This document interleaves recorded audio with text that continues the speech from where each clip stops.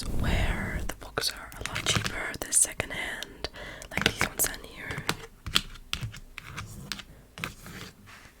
I think every single one in this entire, except for that one, are all second hand, or like at the book fairs, which means 5 people could have had them, or 20 or whatever. So they have some really inconspicuous unknown ones, and then obviously some really well-known ones. And they don't just have like original first thing philosophies, they have people's works based off very classic philosophies. So if you want to get into philosophy, if you want to start reading it and get into it, I'll make myself quite clear. Maybe you don't want to read like Nietzsche's On Geology, Morals, kind of the book, and then freak yourself out because you don't understand it. Whereas you could read professors' books based off of multiple people's, and then you get an overview of their ideas, and read philosophers that you're interested in. So if you find someone with philosophy interesting, read it, even if it's not something you agree with. So, like, if it's something off the bat you go, that's crazy, then don't read it. But if you see something you go, okay, I don't like believe that, but like that's kind of interesting, then read it. Like, it's,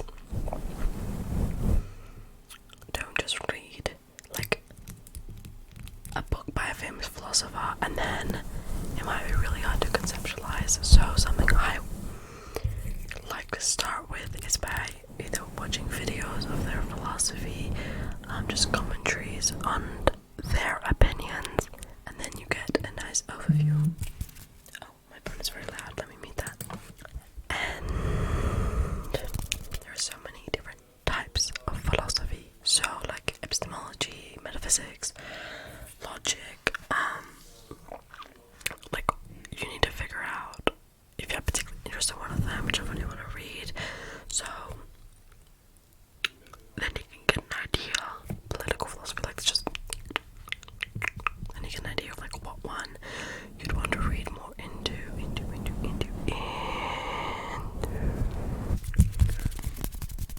So, as I said, these are not, I have bought very few from these from a major shop, so I can highly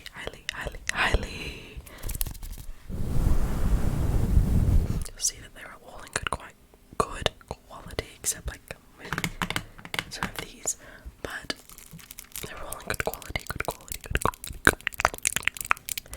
and completely readable. And majority of them are from charities where you can then, like, I can tell you how much they cost. It's like $5 max. It's amazing. So, without further ado,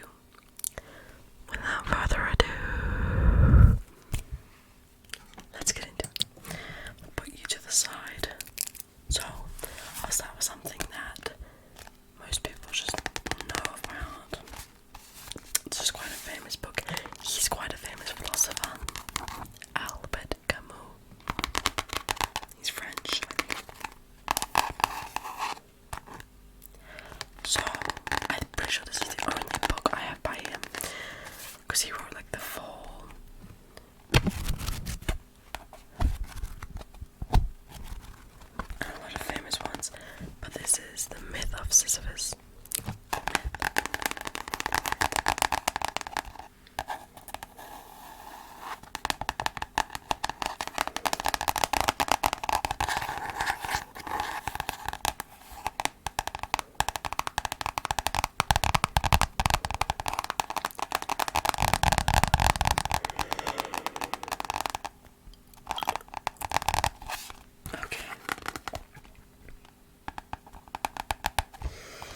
Is one truly serious philosophical problem, and that is suicide.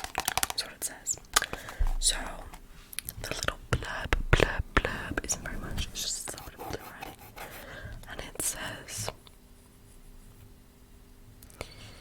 inspired by the myth of the man condemned to ceaselessly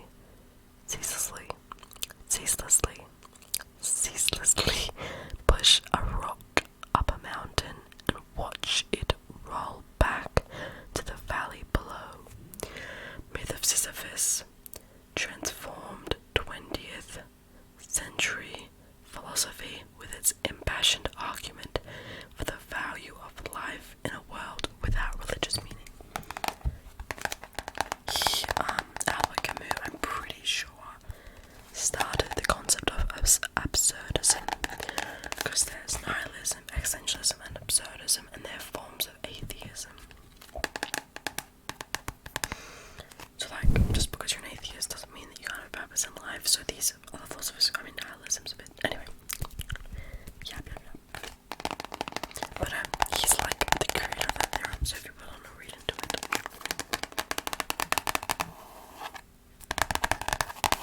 Next one. Now I get one from this guy. I've never read logic books before, and I haven't read this one. Logic, Wilfred Hodge, an introduction to elementary logic. Cupid.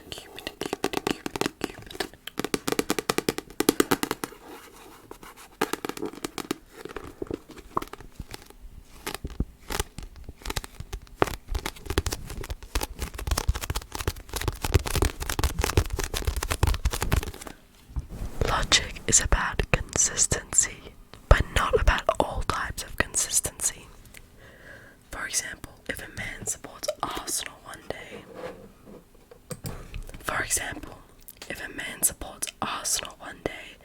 and Spurs the next, then he is fickle, but not necessarily illogical. The type of consistency which concerns logicians is not loyalty or justice or sincerity, it is compatibility of beliefs. Logic, therefore, involves studying the situations in which a sentence is true or valid, and subsequently the values which determine the validity or otherwise of a given argument. From this starting point, and assuming no previous knowledge of logic, Dr. Hodge takes the reader through the whole gamut of logical expressions, symbols, and notations in a simple and lively way. Many examples are given to illustrate the connections between truth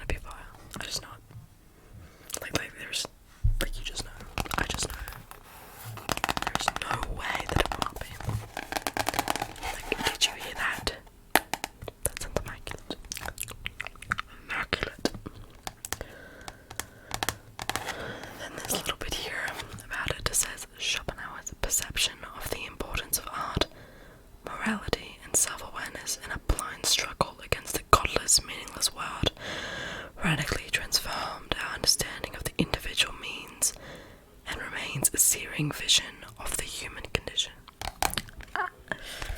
Oh my god.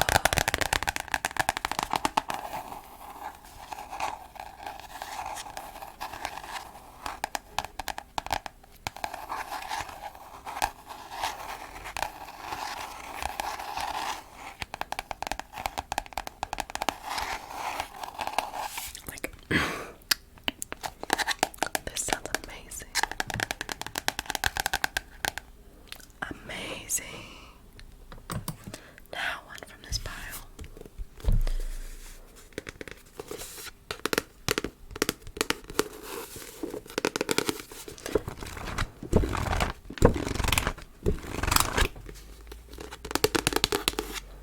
An inquiry concerning human understanding and selections from a treatise of human nature by David Hume. I don't think it has.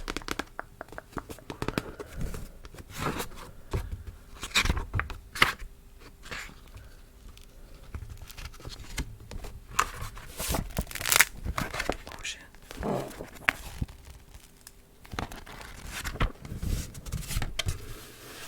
Okay, this was, as you can see, $4, and then it has even a private personal signature. Isn't that crazy?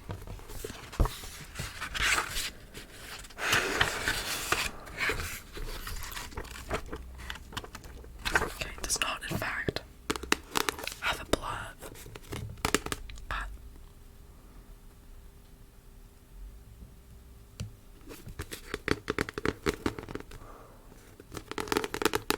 that's okay.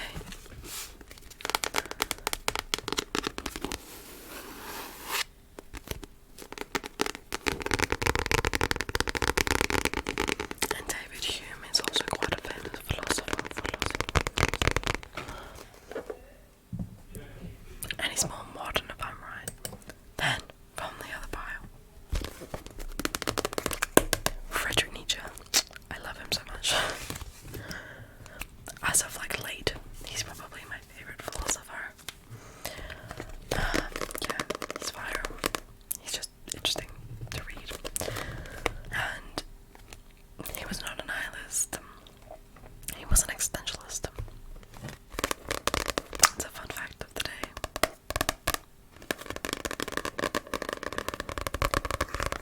But this is like the only book I have of his, which really upset me. Beyond Good and Evil. But I really want to read The Spook. I definitely butchered that. Definitely.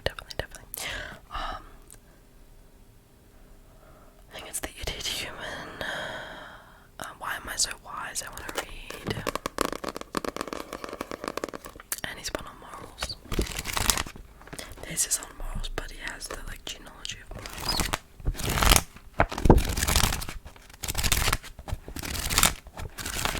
So this is Beyond Good and Evil, Friedrich Nietzsche.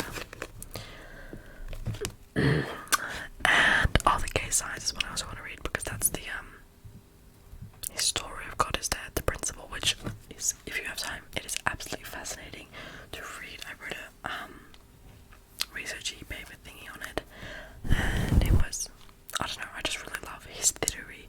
So he's the father of existentialism. So the reason why he's often confused as the person that created nihilism is because when he came up with the theory or idea of existentialism along with Jean-Paul's idea, it was when people saw it, it was sort of combined by defining existentialism. He defined nihilism along with it, because he had said like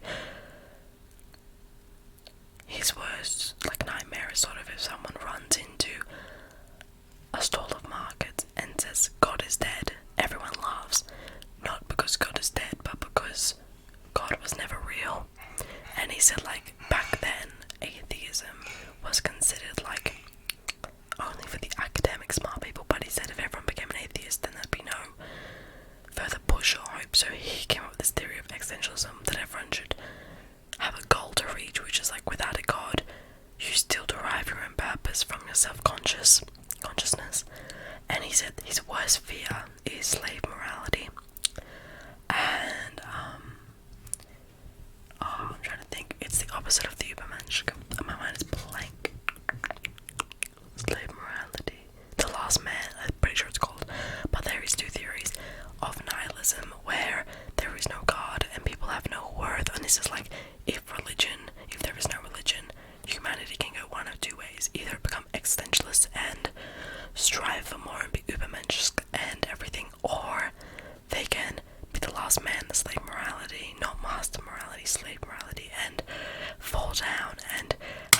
purpose in life. Oh my neck, I can't have no purpose or anything like that, and really struggle in life and have no creativity and nothing.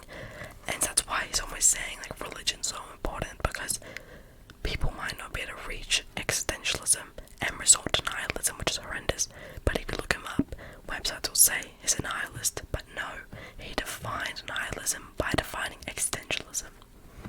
That was the very long way around it. Anyway, I've got my nail, I'll be back. That was so much, yeah, I'm so sorry. Okay, so on the back it says, in Beyond Good and Evil, 1886, described by Michael Dehn in his introduction as one of the greatest books of a very great thinker, Nietzsche returned to a favourite theme: how cultures lose their creative drive and become decadent. Decadent. That is a good trick word. Decadent. Maybe not, I don't know. He offers a wealth of fresh insights into the self-destructive urge of Christianity and the prevalence of slave moralities. That's what I was just saying.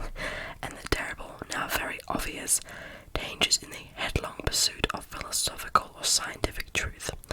And yet, as always in Nietzsche, his savage criticisms are only a prelude to a more optimistic vision, while his complete commitment to what is life-advancing may not convince everyone. Beyond Good and Evil still possesses an uncanny power to unsettle almost all of our received opinions. It sounds immaculate. Then from the side, the Communist Manifesto. I think this is considered philosophy. I don't even know. Sometimes it's just considered political works. It doesn't have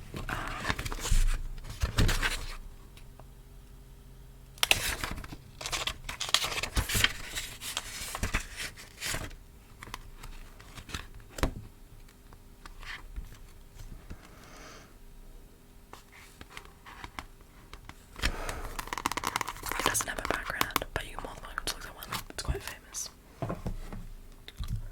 This side. Discourse on Method and the Meditations by René Descartes. He's the one that said, I think therefore I am. I'm pretty sure it's that.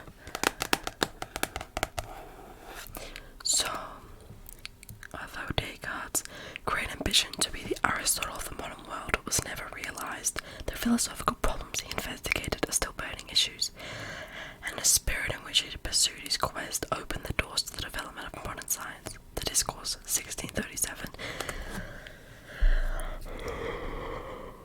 Is the exposition of the famous method by which he attempted to apply mathematical methods to, and thus define mathematical certainties in all fields of human inquiry. Starting from universal doubt, he passes via the celebrated phrase cogito ergo sum, which is the I think therefore in Latin, to the certainty of the existence of God and hence of the reality of created nature. Throughout his tone is always frank and engaging, and he puts across his ideas with considerable sensuous beauty.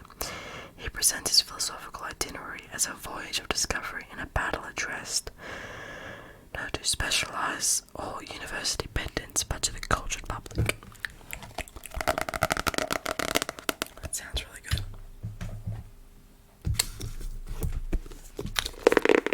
This is one I bought. Nice and easy book to be introduced to a range of theories. The bedside book of philosophy will expand your mind, put your neurons through their paces, and question the foundations of your opinions and knowledge itself. You'll discover that you can't even trust your own senses, and even though they may be all you have, filled with philosophical puzzles that have intrigued the greatest minds, quizzes that reveal the inconsistency of our ideas, insoluble logical paradoxes, and moral dilemmas that force us to confront the consequences of our beliefs. The bedside book of philosophy will give you intellect, a workout that you'll thoroughly enjoy.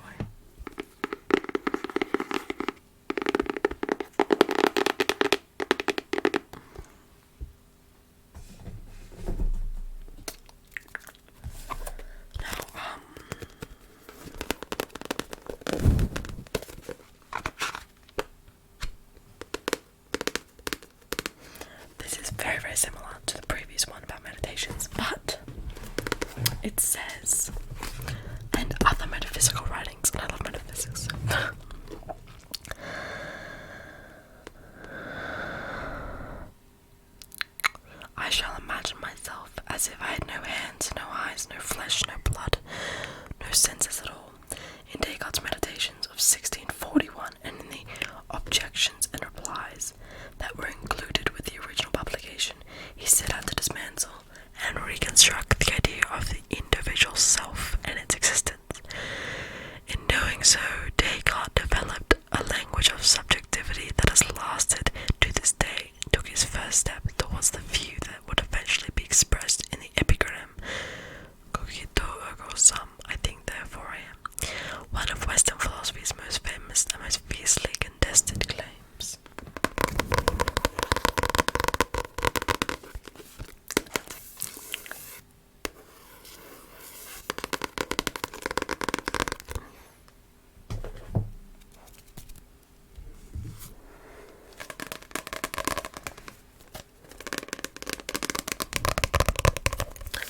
A Free Fall into Unstructured Thinking by Alan Joseph Oliver.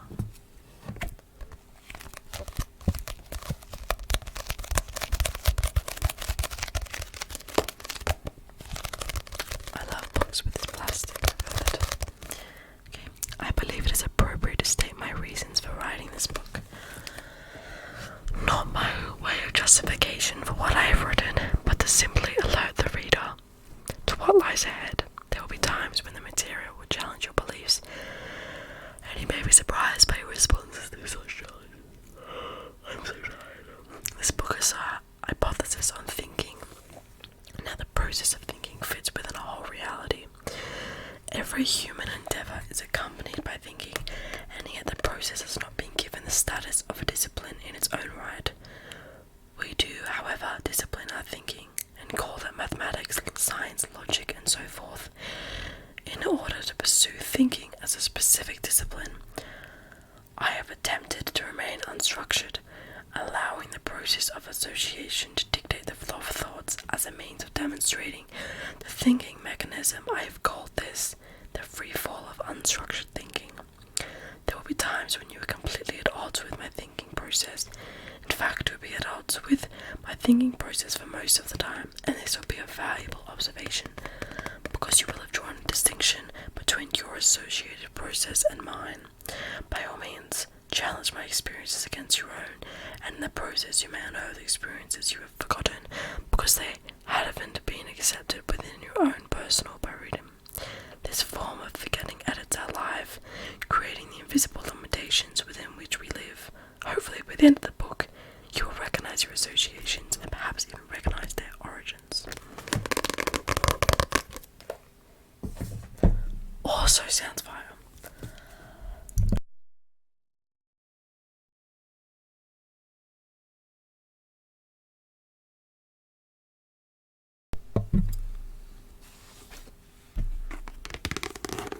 This is Plato's first book, I'm pretty sure. The Republic.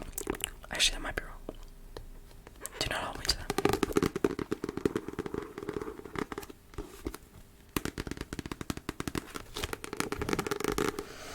Okay.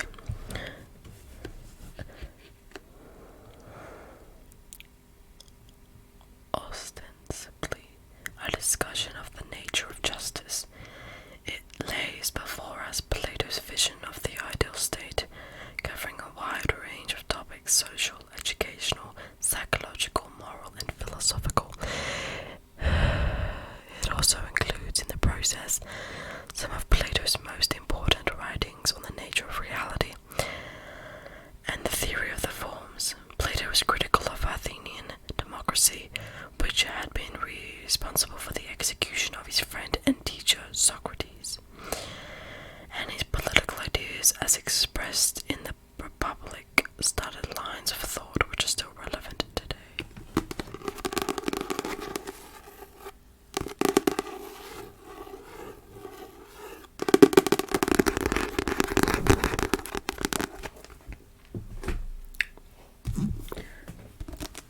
This is what I mean, a book about other people's theories.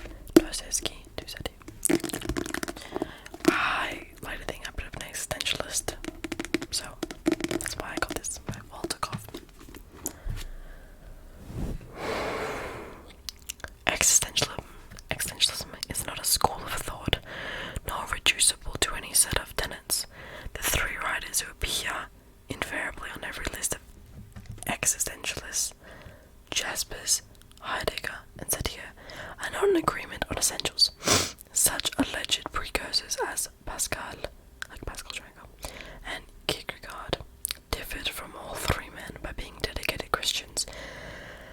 Pascal was a Catholic of sorts, while Kierkegaard was a Protestant.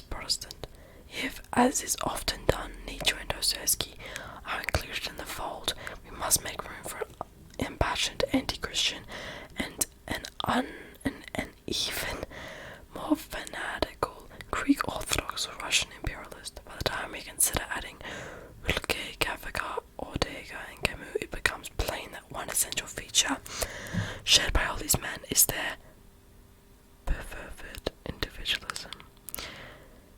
The refusal to belong to any school of thought, the repudiation of the adequacy of any body of belief whatever, and especially of systems, and a marked dissatisfaction with traditional philosophy as superficial, academic, and remote from life.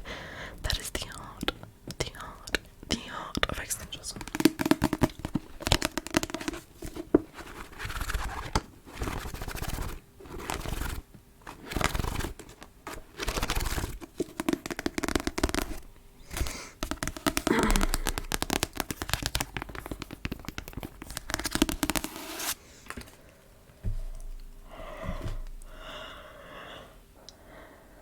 This side now.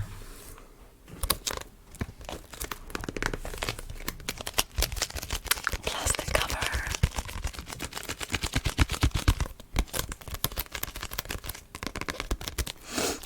The art of war. I am not going to try and pronounce that. I'm going to butcher it. Santisu. I'm so sorry. Let's catch that. But it's the famous Art of War book. It's a fat.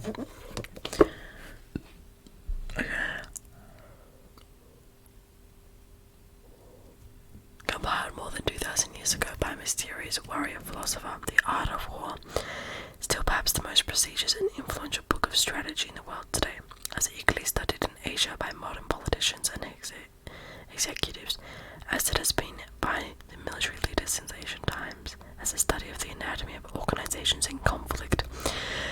The Art of War applies to competition and conflict in general, on every level from the interpersonal to the international.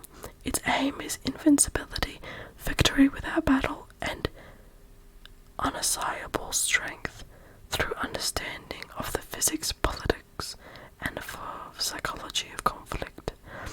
This translation presents the classic from the point of view of its background in the great spiritual tradition of Taoism, the original of psychology, science, and technology in East Asia, and the source of the insights into human nature that underlie this most revered of handbooks for success.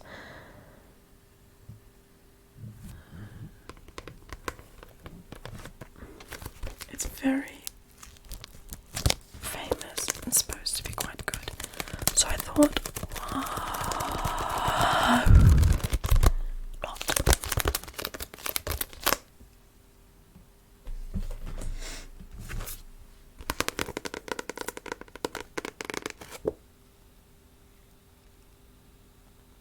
my glue is clearly running out. Okay. David Nyberg, The Varnished Truth. Truth-telling and deceiving an ordinary life.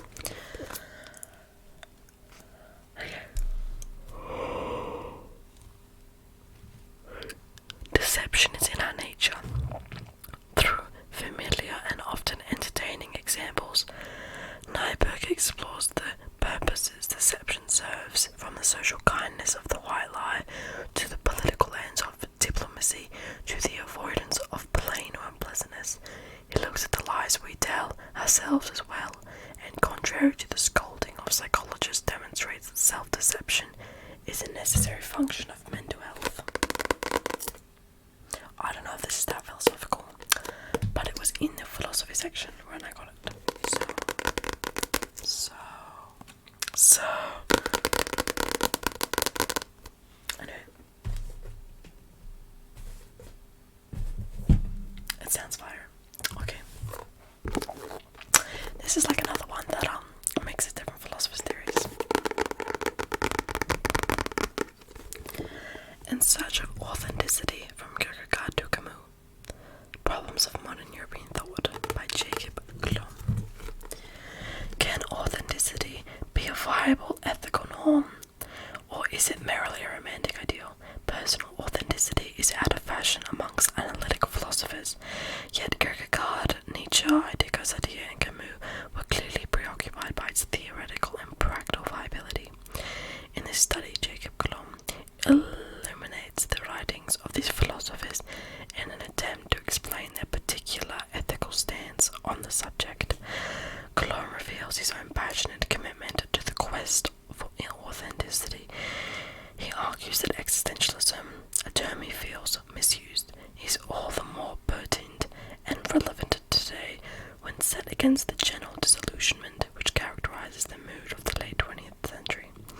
This book will provide invaluable reading for students and teachers of philosophy, literature and education, and indeed for anyone who has ever emphasized with Camus, Sartre and Nietzsche.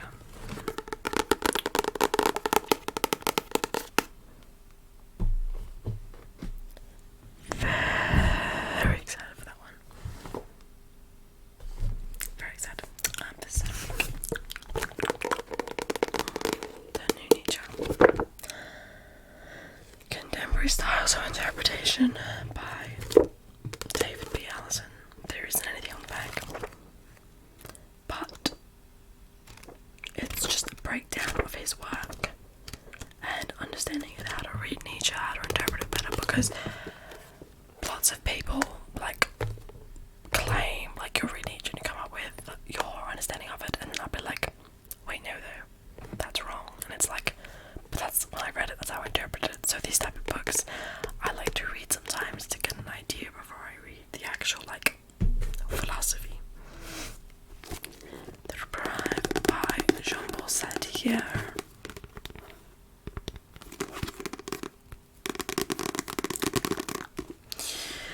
It is September 1938, and a heatwave Europe tensely awaits the outcome of the Munich conference, blinkering its eyes against the threat of war as episode crowds upon episode. Sartre's characters seem to stand for all of us in their desire to avoid action, their pathetic longing for a reprieve. I don't know, it just sounds kind of good. I'm not too familiar with his philosophy, but I know he's an existentialist, or he's just associated with the theory. But I want to read his work before I just get that off the website.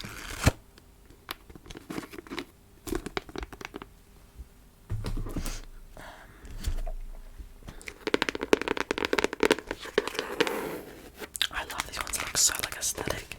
The Theory of Morals. And I don't think this one has. But I don't know if you can't see that, but all the pages are in different levels. It looks like it's just been binded. Theory of Morals and an introduction to ethical philosophy. And see, it's an Oxford, so it's probably more. It doesn't have a back screen thingy, but it does say it's going to talk about hedonism, evolutionary ethics, utilitarianism, perfectionism, self-sacrifice and self-realization, the common good, right and good, duty for duty's sake, ideo-psychological ethics, rights, punishment, moral rules, the moral faculty and the moral motive, freedom.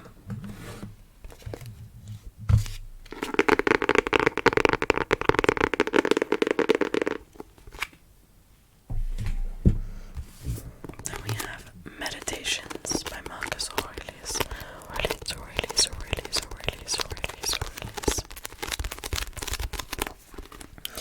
Their icy blasts are refreshing and restorative. They tell you the worst, and having heard the worst, you feel less bad. Written in Greek by the only Roman emperor who was also a philosopher without any intention of publication, the Meditations of Marcus Aurelius offer a remarkable series of challenging spiritual reflections and exercise developed as the emperor struggled to understand himself and make sense of the universe. While the meditations were composed to provide personal consolation and encouragement, Marcus Aurelius also created one of all Works of Philosophy, a timeless collection that has been consulted and admired by statesmen, thinkers, and readers throughout the century.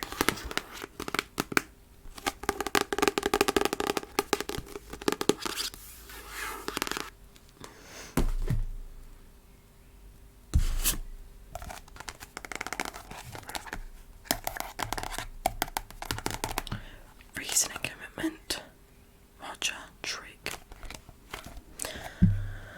Can we justify our most basic beliefs about morality, religion, and the nature of the world? Can there be a rational and objective way of choosing between alternative societies, modes of life, or worldviews?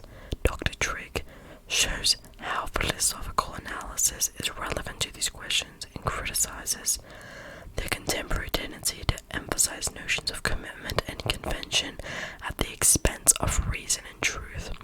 He draws parallels between issues in these in fields that are too often isolated from each other.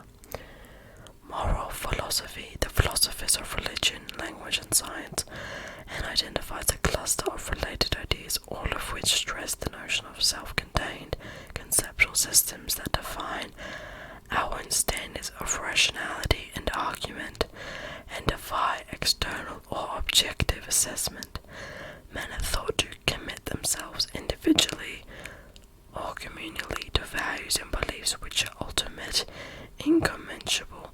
Dr. Twigg finds a common source for many of these theories in certain remarks of Wittgenstein, and examines the use of each fashionable concept as forms of life, language, games, and paradiddums.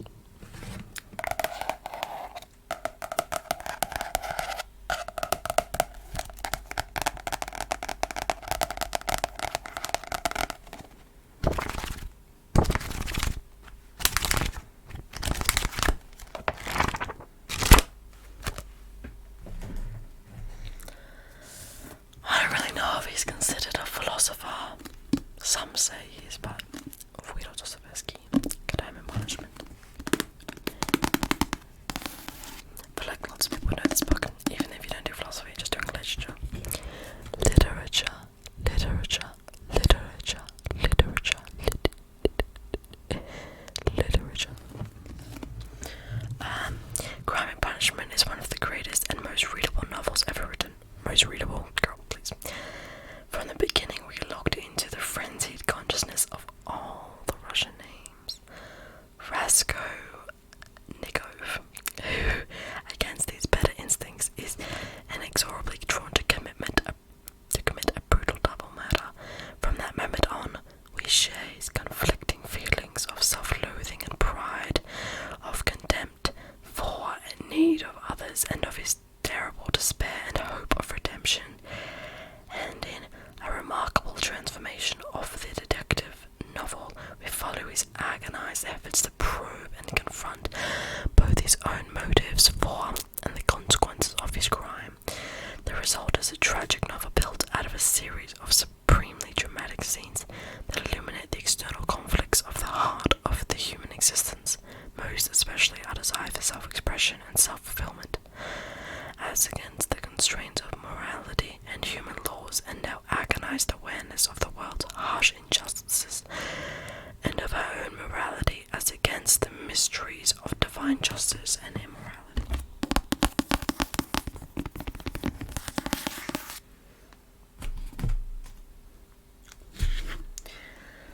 This one doesn't have a bag either.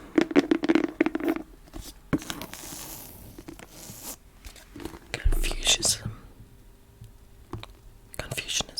the analytics of Confucius.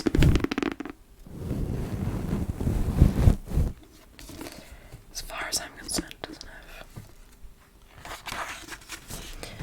This is in the series Sacred Writings, so they do have Christianity, Islam, Hinduism, Buddhism, and Judaism.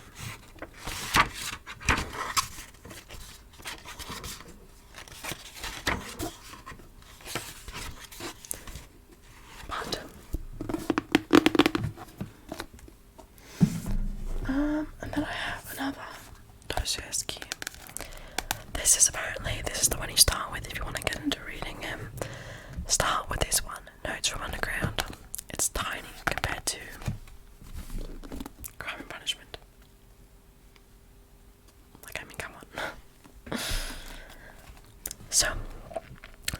alienated from society and paralyzed by a sense of his own insignificance. The anonymous narrator of Dostoevsky's groundbreaking Notes from Underground tells the story of his tortured life. With bitter irony, he describes his refusal to become a worker in the anthill of society and his gradual withdrawal to an existence underground.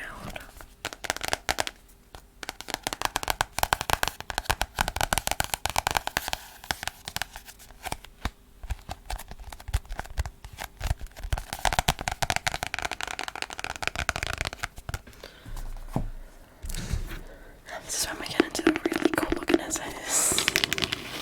As in the name I'm going to butcher. Plato and Paramedes by Cornford.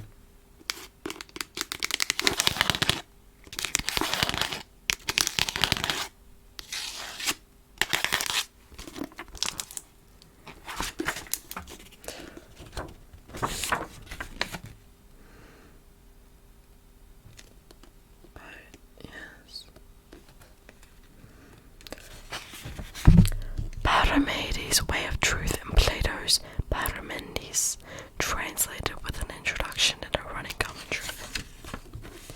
So it hasn't got an introduction, but once again,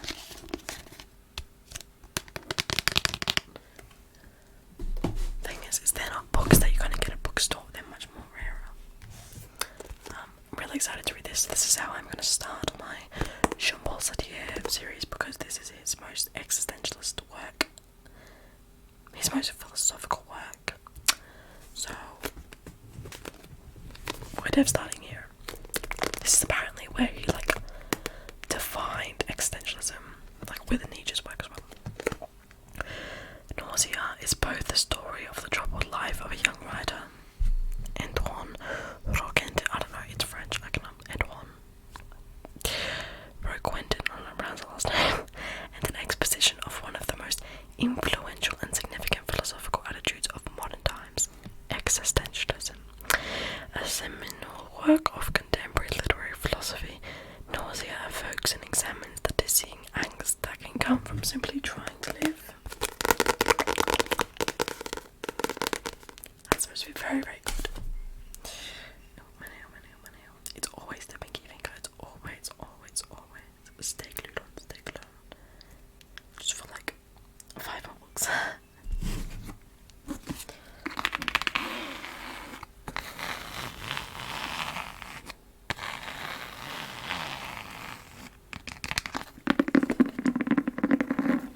No frontal work.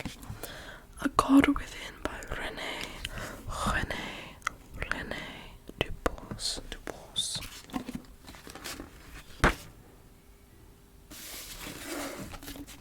See, to David on Being Positive, 28th of November 1977, and it was $4.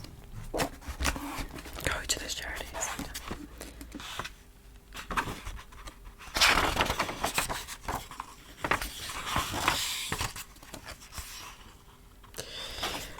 The contents is the hidden aspects of reality, worlds within a world, a theology of the earth, deep are the roots, individuality, personality, and collectivity of places, persons, and nations, persistence of place,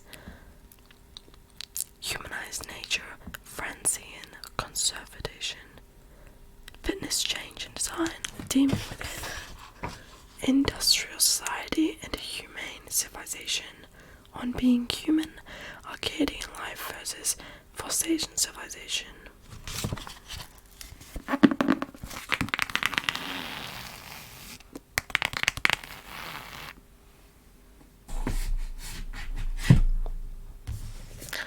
See, I don't know if he's considered a philosopher, but Franz Kafka, The Metamorphosis, and Other Stories.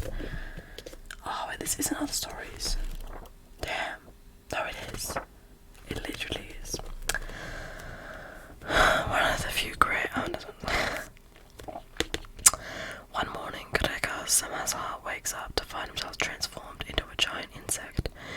His family is understandably perturbed, and he finds himself an outsider in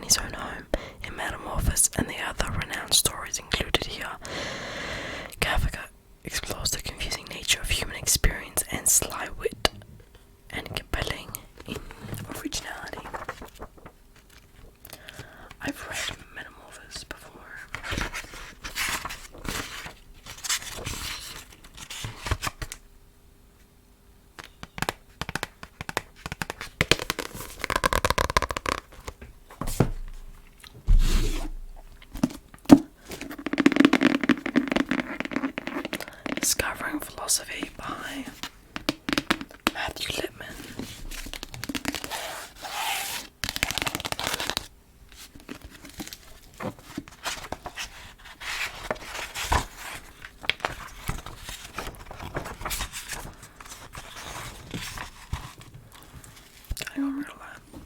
It is many, many philosophers' condensed ideas all together. It's the best way to read those type of books. What is good? Basically, search for the best way to live. One of the most fundamental questions in our life is to find out what we value, what principles we want to live by, which codes we will use to guide our behaviour. Most of us want to live a good life, but what in today's secular society does good actually mean? The classical Greeks, the acquisition of knowledge, the enjoyment of the senses, creativity and beauty were all aspects of life to strive for. Then came the volcanic declarations of St. Paul and his fundamentalist ideas of sin and human nature. In What is Good, A.C. Grayling examines these and other proposals on how to live a good life, from the heroic ideals of the Greek poets to Kant's theories on freedom and the UN Declaration of Human Rights.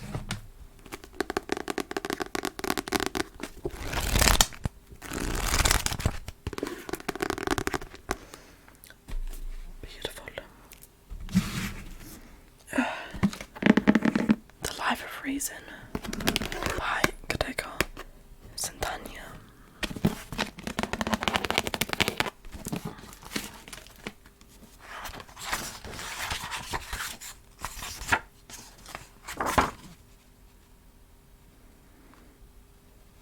I ain't gonna read all that. It's Theories on Reason. It is very famous. This is really, really good if you're starting out in philosophy. At the Existentialist Cafe by Sarah Bakewell. It's very highly recommended.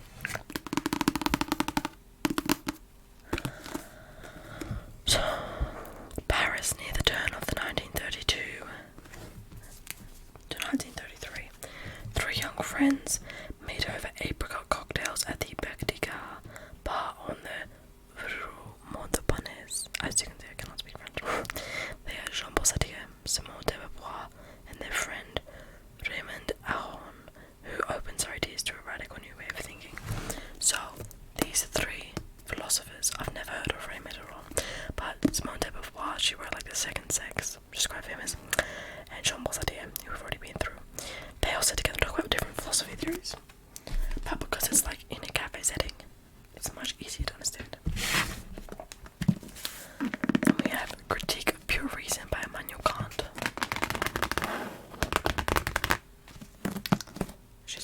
It's an old version. Oh god. I haven't got to reading this one yet.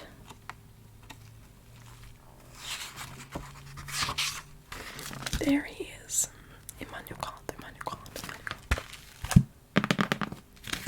But yes, then we have just two left. Modern Moral Philosophy. And it doesn't have anything on the back, but it's like very quick. It's kind of like a dictionary, very quick explanations of moral philosophy. And on equilibrium.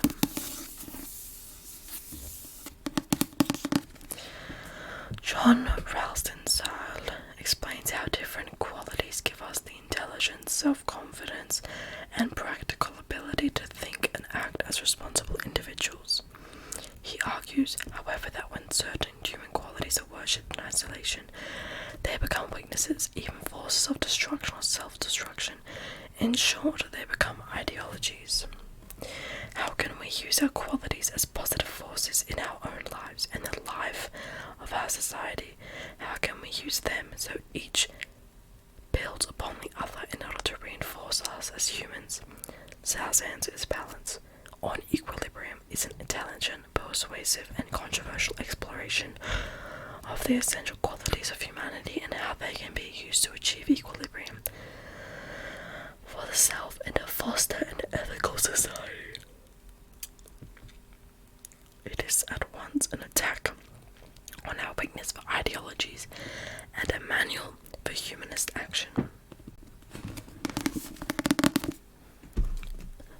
And that's everything that I own as of right now. I hope you enjoyed that video. Thank you